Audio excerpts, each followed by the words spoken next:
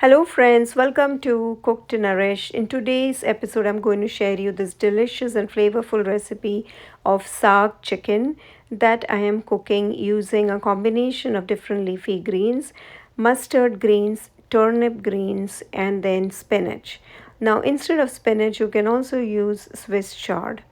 I always like to use mustard greens though. Now, the total amount of leafy greens in this recipe is 16 ounce, which would be like that entire big box of spinach, that's 16 ounce. But in here, half of it is mustard greens, and then 4 ounce is the turnip greens, and 4 ounce is the spinach. Now, to that, I'm adding 1/4 cup of water and 1/4 teaspoon of sea salt, and I'm pressure cooking it for about 5 minutes.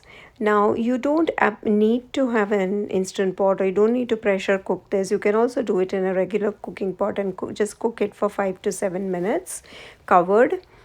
And in this case, I am cooking it for about 5 minutes pressure cook.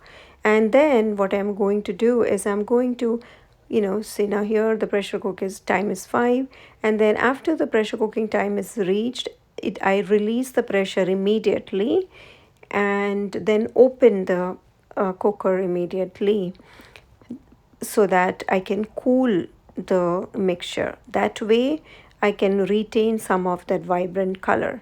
So now see, I'm just adding some I'm taking that pot out and then going to add some cold water. You can also add some ice to it, basically just to arrest that cooking process, and you retain some of the vibrancy.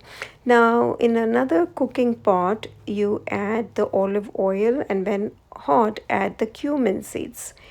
About a teaspoon of cumin seeds, and then I had 1 tablespoon of ginger and 1 tablespoon of garlic, and about two medium size onions that I have finely chopped. Now I saute and cook this for about 5 to 7 minutes on medium heat. Now stirring, in between. And while that is cooking, I go to marinate my chicken. So I have 1.5 pounds of chicken thighs here, boneless chicken thighs. To that, I'm adding 1 teaspoon of sea salt. By the way, you can also use chicken breasts.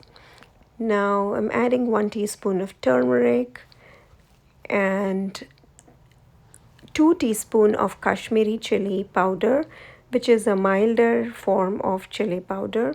Then 2 teaspoon of coriander powder, and then I'm adding 2 teaspoons of garam masala. I have placed the links of the brands that I use in my recipe blog post, so you can check out what brands I use. But here I just mix the chicken and keep it aside just for a few minutes, like 5 to 10 minutes, until the onions are cooked through. And once the onions are cooked and begin to get soft, then you add that marinated chicken pieces here, and you just again let it cook uncovered for about 5 to 7 minutes, so that the chicken gets like partially sauteed. And now I am just going to blend up my leafy greens, which has cooled down. Remember to let it cool before blending it in a blender. I'm also adding a teaspoon of arrowroot starch to this, just to thicken that gravy a little bit. So I have blended that and kept aside. And now back to our chicken. Now that the chicken is sauteed for about 5 minutes, we are going to cover and cook this on low heat for about 20 minutes total. Now, if you're doing this in the instant pot, that'll be 10 minutes pressure cook. Now, although I said 20 minutes cook time, but periodically, like I'm doing now, you just open the lid and stir it, and stir it a little bit, and then let it cook again. Totally, after 20 minutes cooking time, the chicken will be cooked very well and soft. So that's our 20 minutes is done. And now finally we are adding that blended greens puree to this, and that's our final step, the final step in our recipe.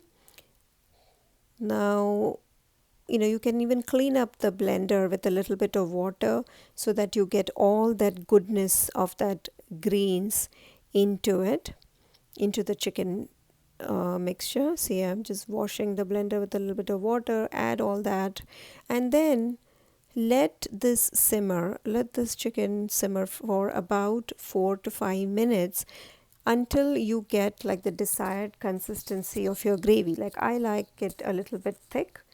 So there it is, it's done. So that's your saag chicken curry. It is absolutely delicious, and I hope you can try this recipe. Oh, finally, I wanted to mention that I do have an AIP version of this saag chicken recipe in my cookbook, AIP Indian Fusion. So, if you are still doing AIP elimination phase, then I highly recommend my cookbook where you can find an AIP version of this recipe.